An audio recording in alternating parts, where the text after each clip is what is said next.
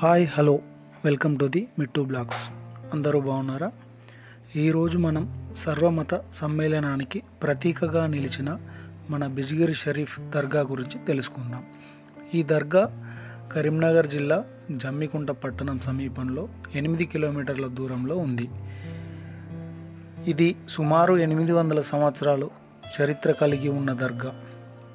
ముస్లింలతో పాటు హిందువులకి ఇంకా ఇతర మతాల వారికి కులమత భేదాలు లేకుండా అందరి విశ్వాసానికి ప్రతీకగా నిలిచింది.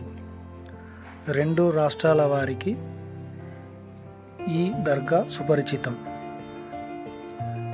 మీరు కూడా ఒక్కసారి ఈ దర్గాని సందర్శించండి. Thank you. Subscribe my channel Mittu blogs.